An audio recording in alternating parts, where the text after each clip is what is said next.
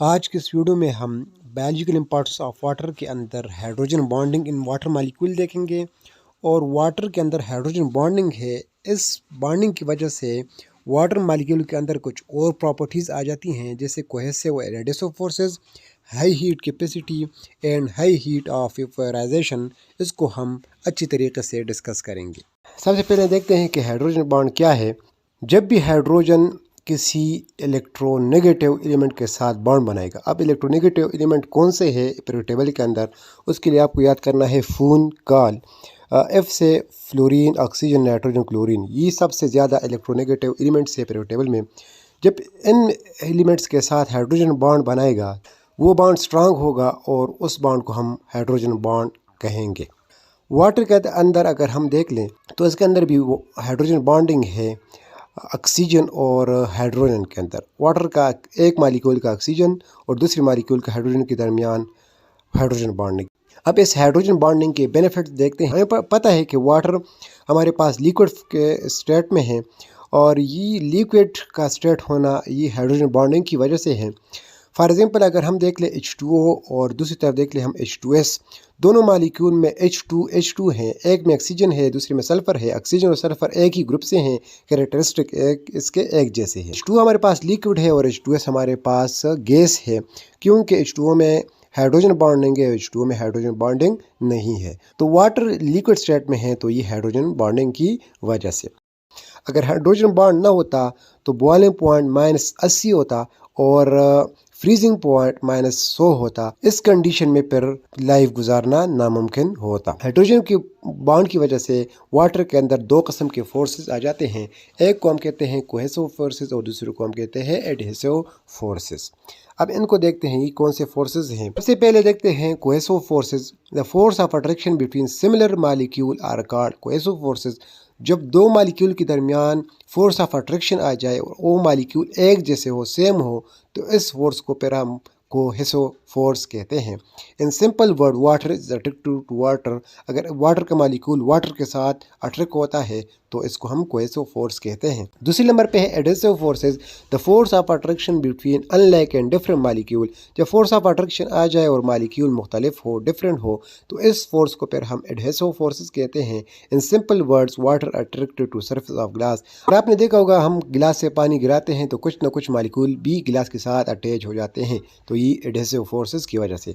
अब इन फोर्सेस के, एडहेसिव और कोहेसिव फोर्सेस के बेनिफिट देखते हैं।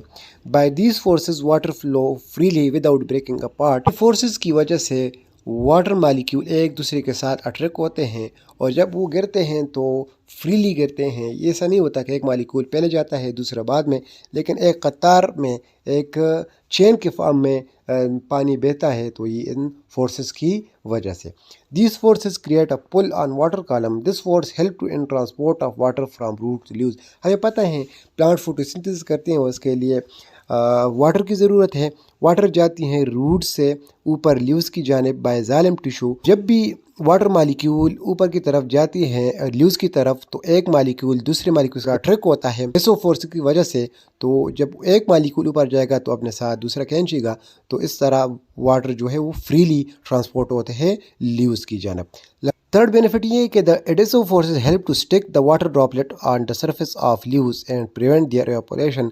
इस पिक्चर में आप देख सकते हैं कि जब वाटर जो है वो एडहेसिव फोर्सेस की वजह से किसी दूसरे मालिक्यूल, दूसरे सरफेस के साथ अटैच भी होते हैं, जैसे कि लीव्स के ऊपर होते हैं, तो लीव्स के अंदर जो पानी है वो इवेपोरेशन से बच जाते हैं और वाटर लॉस की प्रिवेंशन हो जाती है। फोर्थ नंबर जो बेनिफिट है हाइड्रोजन बॉन्डिंग का, कि इस बॉन्डिंग की वजह से वाटर की हाई हीट कैपेसिटी है और हाई हीट ऑफ वेपराइजेशन है।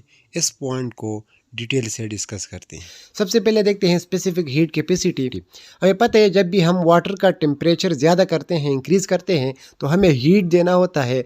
इसी हीट को हम हीट कैपेसिटी कहते हैं। यहाँ पे एक वर्ड ऐड है स्पेसिफिक। तो स्पेसिफिक हीट कैपेसिटी का डिफिनीशन के लिए हम सब कुछ यहाँ पे स्पेसिफिक लेंगे, तो इसका डिफिनीशन ऐसा आ जाएगा, the amount of heat required to raise the temperature of 1 gram of water by 1 degree centigrade is called specific heat capacity. अगर हम 1 ग्राम वाटर लेते हैं और उसका 1 सेंटीग्रेड ज़्यादा करते हैं टेम्परेचर, तो उस 1 डिग्री सेंटीग्रेड को ज़्यादा करने के लिए हमें जो हीट रिक्वायर्ड है उस हीट को हम कहेंगे specific heat capacity. For example 1 gram water है और इसका टेम्परेचर है 15 सेंटीग्रेड और हमने हीट दिया और ये हो गया 16 सेंटीग्रेड, यानी 1 डिग्री सेंटीग्रेड ज़्यादा हो गया। तो ये जो हीट हमने लगाया है इस हीट को हम कहेंगे स्पेसिफिक हीट कैपेसिटी। अब अगर हम वाटर की स्पेसिफिक हीट कैपेसिटी की बात करें, वाटर का जो हीट कैपेसिटी है वो और लिक्विड की मुनासिबत से ज़्यादा है। इसका मतलब ये हुआ कि हम बहुत सारा हीट सप्लाई करेंगे और वाटर का जो टेम्परेचर है वो थोड़ा बहुत राइज होगा, क्योंकि वाटर के अंदर हाइड्रोजन बॉन्डिंग है। जब भी हम हीट देंगे सबसे पहले वाटर वो हीट हाइड्रोजन बॉन्डिंग के तोड़ने में इस्तेमाल करेगा। जब हाइड्रोजन बॉन्ड कंप्लीटली ब्रेक हो जाते हैं उसके बाद अपना टेम्परेचर जो है वो राइज करेगा। तो इसका मतलब ये हुआ कि सबसे पहले बहुत ज़्यादा हीट जो है वो हाइड्रोजन बॉन्डिंग की ब्रेकिंग के लिए दरकार होगी, उसके बाद हमारा मकसद होगा और वाटर का टेम्परेचर राइज होगा। इसलिए वाटर का जो स्पेसिफिक हीट कैपेसिटी है वो बहुत ज़्यादा है। इस प्रॉपर्टी का फ़ायदा ये है कि हमारा जो सेल है उसके अंदर 70 to 90% वाटर है और वाटर जो है इतना ज़्यादा और जल्दी हीट ऑब्ज़र्व नहीं करता और सेल का टेम्परेचर राइज नहीं होता। अगर वाटर की एबिलिटी ना होती तो अगर हम थोड़े भी गर्म हो जाते तो हमारा सेल के अंदर वाटर हीट ऑब्ज़र्व कर लेता और हमारा जो सेल का टेम्परेचर था वो जल्दी इंक्रीज़ हो जाता और एंजाइम और प्रोटीन काम करना छोड़ देते। इसके बाद देखते हैं specific heat of vaporisation of water. हम 1 ग्राम वाटर लेते हैं और उसको हीट देते हैं कि वो वेपर फॉर्म में कन्वर्ट हो जाए। तो इसके लिए हीट जो लगेगी उस हीट को हम कहेंगे specific heat of vaporization. Specific heat capacity की तरह वाटर का जो स्पेसिफिक हीट ऑफ वेपराइजेशन है वो भी बहुत ज़्यादा है, क्योंकि वाटर के अंदर हाइड्रोजन बॉन्डिंग है। इस प्रॉपर्टी का फ़ायदा क्या हुआ, भी हमें स्वेट यानी पसीना आता है तो वो पसीना तो अपने साथ हीट निकालता है, लेकिन उसके अंदर वाटर का भी मकदार होता है जो हमारे बॉडी के अंदर बच जाता है। क्योंकि अगर पसीने के अंदर वाटर है और वाटर का हीट ऑफ वेपराइजेशन कम होता तो उस पसीने के साथ वेपर फॉर्म में तब्दील होते और बॉडी से वाटर लॉस हो जाता। और इसी तरह लीव्स के अंदर एक प्रोसेस है जिसको हम ट्रांसपायरेशन कहते हैं। ट्रांसपायरेशन का मतलब है कि लीव्स से वाटर का वेपर के फॉर्म में निकलना।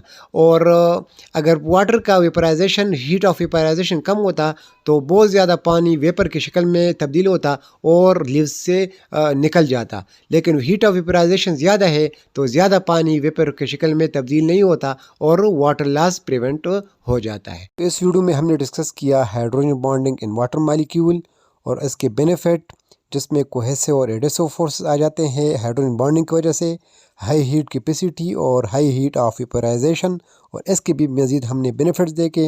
नेक्स्ट हम देखेंगे water expand at low temperature और आइस जो है वो वाटर के सरफेस पे क्यों फ्लोट करता है। Thank you.